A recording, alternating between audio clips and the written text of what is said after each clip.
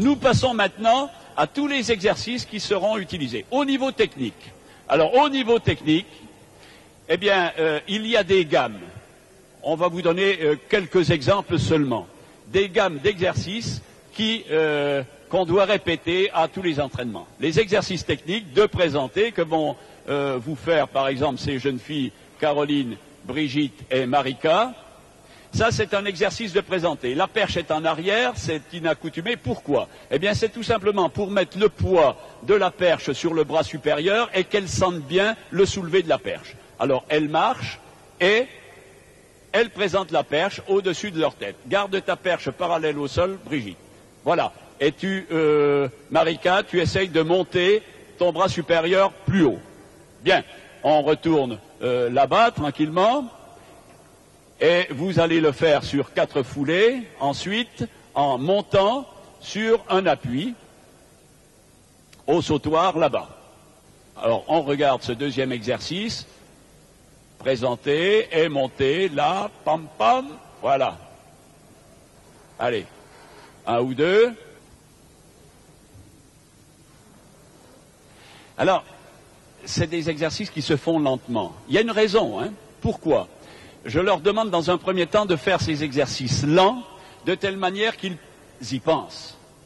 Un exercice conduit, ils sont obligés de le conduire, d'y penser. Il s'accélérera lorsque on le fera au sautoir. Mais dans un premier temps, on y réfléchit, et puis ensuite, ça s'automatise. C'est comme ça lorsqu'on étudie tous les exercices ou toutes les techniques possibles. On les fait d'abord à des vitesses lentes, et puis ensuite, on les automatise et on n'y pense plus. Bon, allez, Thierry Moïse, maintenant, tu me fais des enchaînements, course, présenter, impulsion. Alors, soulever, et ce que j'appelle, c'est mon jargon personnel, ensuite le gondolier. Ceci, hein, garder l'axe des épaules loin, ça passe derrière la perche. Allez, on en fait 2, 3. Et puis, on demandera ensuite aux autres de faire des sauts analytiques, c'est-à-dire des sauts sur lesquels on va porter toute son attention sur un point précis. Le premier point sur lequel nous allons porter notre attention, c'est sur l'enchaînement, course, présenter, impulsion, mettre de l'énergie dans la perche. Alors, objectif, courir, présenter, impulsion, faire fléchir la perche sans se renverser. Exercice analytique. C'est des pénétrations. Il insiste toujours sur le déplacement de sa perche et il amorce le renversé en restant dans cette position. Hein? Vous aurez 3 formes de travail technique, les exercices, les sauts analytiques, c'est-à-dire tout ce qui n'est pas complet mais qui demande quand même une course d'élan importante, et enfin les sauts complets. Hop, voilà. Bon, maintenant, pénétration, renversé, extension.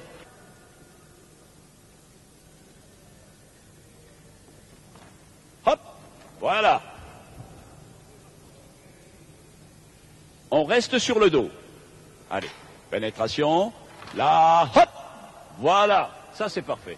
Vu? Avec une illustration comme celle-là, eh bien vous avez tout compris, c'est ce qu'on recherche. C'est bien, Corinne. Allez, 5 mètres.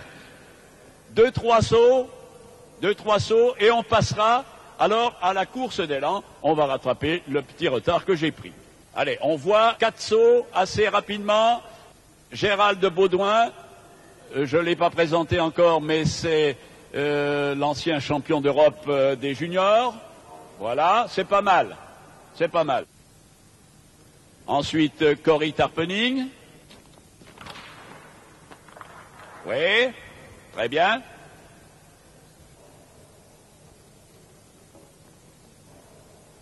Allez, Jean, va bien vers l'avant. Sorti un petit peu de la perche. Marc. Bon, c'est pas mal non plus. Angie, allez. Bon, perche un petit peu souple.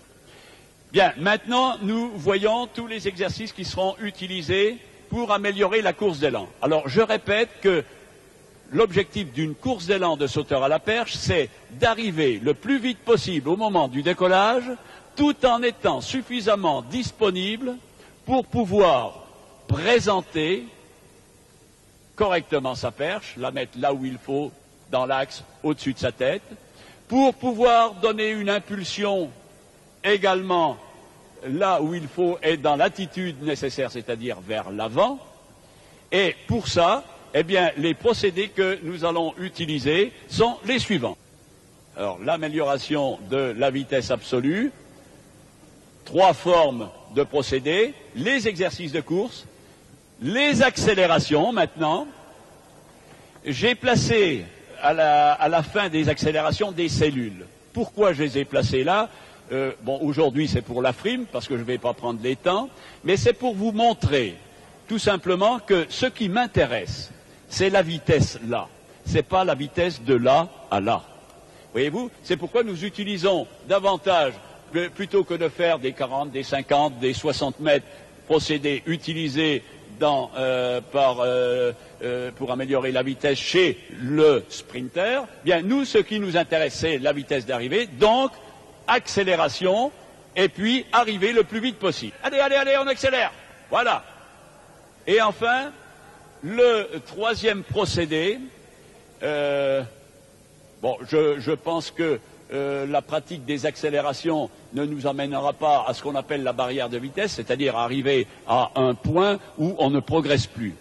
Mais si ça pouvait se produire, et de toute manière, de manière à trouver des sensations nouvelles, une coordination nouvelle, nous utilisons un autre exercice qui ne se situe pas dans cette période-là de l'année, bien sûr, mais on vous en fera la démonstration, c'est la survitesse. Alors, j'ai mis au point un petit système qui nous permet de faire de la survitesse, un procédé avec des ceintures, un élastique, et il y a un athlète qui tire et l'autre qui est tiré. Pas n'importe comment. Vous savez que la survitesse, pour qu'elle puisse être efficace, elle doit se situer sur des pentes qui ne dépassent pas 2%. Parce qu'au-delà d'une certaine survitesse, bien, la coordination ne se fait plus normalement et il n'y aura pas de transfert. Hein. Alors là, on va voir. Voilà. Justin, tu donnes le départ du gars qui est en survitesse. Allez, on y va. Un petit exemple. Là, hop, c'est parti. Alors dans ce procédé, simplement, ce qu'il faut mettre au point, les gars qui le font, il y a un tireur, il y a un tiré, ils alternent le travail et je mets toujours les deux mêmes en présence. Ils ont l'habitude l'un de l'autre et puis il faut mettre au point la distance entre le départ du tireur et puis le départ du tiré. Parce que la tension de l'élastique est plus ou moins importante. Alors, si on a besoin d'une tension importante, on augmentera la distance. C'est-à-dire, au lieu de donner le top à 10 mètres du départ du tireur, eh bien, on va le donner à 12 ou à 15. Ça, c'est une mise au point. Ça fait partie des premières séances et on s'aperçoit très vite de ce qu'il faut exactement pour chacun. On va passer maintenant à l'amélioration de l'équilibre perche-sauteur. Alors là aussi, voilà 2 procédés sur les haies. Jean et Cory, allez-y, vous me le faites. Voilà. Travail, recherche de l'équilibre perche-sauteur. On se met en place sur les haies basses. Voilà. Bassin placé, très haut et genou haut. Voilà. Monte ta jambe libre, genou à l'horizontale, baisse ta perche, Marc, baisse-la, voilà, voilà, trouve ton équilibre en baissant la perche, voilà. L'écart actuellement est de 2 mètres. Cet écart peut donc varier selon, quand on utilise ces procédés, selon qu'on veuille un peu plus de vélocité ou un peu plus de puissance. On passe à la course proprement dit, où on cherche uniquement l'attitude, solide, hein. Voilà, solide. Toujours en attitude. bien placé. Alors, et vous sentez l'équilibre dans cette course. Hein, le tronc est droit, les genoux sont à l'horizontale, le bassin est haut, la perche, le poids de la perche va progressivement, va s'éloigner progressivement du sauteur. Savez-vous que pour une perche lourde, c'est-à-dire celle qu'utilise Galfion, celle qu'utilise par exemple Bubka, eh bien ça représente un poids dont vous n'avez pas l'idée. Le poids d'une perche, c'est à peu près 4,5 kg. Mais lorsque cette perche est à l'horizontale, que le centre de gravité de la perche est très loin de celui du sauteur à la perche, eh bien, ça peut représenter un effort de 50 kg. Il faut le savoir, ça. Quand vous voyez les gars courir à l'aise avec une perche, eh bien, dites-vous que c'est un exploit rien que de courir avec ces grosses perches. Allez, hop, hop, hop, hop, hop, hop, hop, hop, hop, hop. Ça accélère jusqu'au bout. Allez. Là, là, là, là, là, là, là, là, là, là. Regardez, c'est bien placé. Alors, on travaille l'attitude de course, on travaille la vitesse, on travaille le rythme. Alors, cet écart entre les va varier en fonction, bien sûr, des capacités de chacun des perchistes, mais va également varier avec sa progression. Là, on travaille actuellement avec 2 mètres d'écart, mais en été, c'est 2,30 m à 2,40 m. 2,30 m, 35, 40, hein.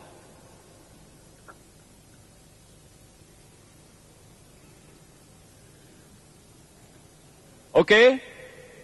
Bien. Alors, maintenant que nous avons vu le travail de technique de course, l'amélioration de l'équilibre du système perche-sauteur, eh bien, nous passons à la course d'élan proprement dite. Alors, nous allons voir la progression, d'abord des courses d'élan, où le gars va chercher sa progression, va chercher son rythme. Nous allons le voir sur la piste sans obstacle. Et il enchaîne sur une course présentée impulsion avec décollage. Cory, tu me fais une course normale, il cherche ses marques, il fait une course d'élan sans l'obligation du sautoir à l'arrivée. Progressif, là, et ça enchaîne. Hop, voilà. Alors, il tape sur quand même un obstacle qui figure le butoir, mais qui ne posera pas de problème. Ce n'est pas quelque chose qui va les bloquer. Parce qu'on utilise également des butoirs mobiles. Mais pas sur une course d'élan complète, parce qu'un jour, j'ai eu un problème. J'ai un gars qui a loupé le butoir mobile, et puis qui s'est fait mal en tombant. Allez, Jean. Alors là, ça devient la personnalisation de la course de chaque sauteur. On va l'étudier de la manière suivante. Et puis, on ajoutera dans ce travail de course d'élan un tout petit peu plus de précision. On mettra de l'obstacle, on mettra du décollage, mais pas encore au sautoir. Et je vais demander alors à ce que vous me fassiez maintenant des courses d'élan, mais sur ce sautoir là-bas, en piquant dans une zone de sable. La zone de sable a cet avantage de ne pas exiger la même précision dans l'ensemble course présentée impulsion. On pique dans le sable, on cherche à faire le meilleur geste possible et il peut y avoir un décalage de 10, 20, 30 cm. S'il y a erreur, c'est pas grave. Ils ont moins de problèmes que tout à l'heure lorsque ils piquaient dans le butoir. Eh bien, parce qu'ils ont beaucoup plus de liberté. Et l'étape suivante, eh bien, ce sera le butoir. Il y aura le butoir. Mais on peut encore trouver des solutions facilitantes. Et on utilise pour ces courses d'élan complètes où il y a quand même des problèmes à maîtriser, eh bien, on utilise un petit tremplin que vous voyez qui est en place là-bas, qui ne dépasse pas 5 cm de haut, et on va faire une mise au point là-dessus. Alors je répète, hein, maintenant au cours de cet exercice, ce qui caractérise une course d'élan de saut à la perche, bien sûr l'équilibre perche-sauteur, c'est la longueur utilisée qui variera avec... ça c'est pas mal. Celui-là s'améliore déjà. Oui, il suffira d'un certain nombre de répétitions lorsque le gars aura trouvé son équilibre de course, lorsqu'il aura un bon entraînement foncier, eh bien, on fera des séances de mise au point, de course d'élan, et on trouvera très rapidement la bonne... Et Marc l'a trouvé d'entrée, c'est impeccable. Ça doit être précis. Cette précision, on la vérifie quand même, hein. Il y a des marques. Il n'y a pas des quantités de marques, parce qu'on ne doit pas porter son attention que sur des marques. Hein. L'objectif, c'est d'aller vite. Mais il y a notamment une marque de départ et il y a une marque intermédiaire. Cette marque intermédiaire, nous la situons à 6 foulées de la fin. Et sur les sautoirs, même, on a été jusqu'à mettre des repères qui sont à 15 mètres, à 16 mètres, à 17 mètres. Et puis, on sait... pour chacun des sauteurs, à force de l'observer, on sait à quel endroit il doit passer pour que sa course d'élan soit précise. Et ça nous permet ceci, c'est que lorsqu'on constate à 6 foulées de la fin une faute par rapport à ce qui se fait habituellement pour lui, lorsque c'est bon, lorsqu'on constate une faute là et qu'on la constate également au décollage, on peut apporter une correction qui est extrêmement rapide.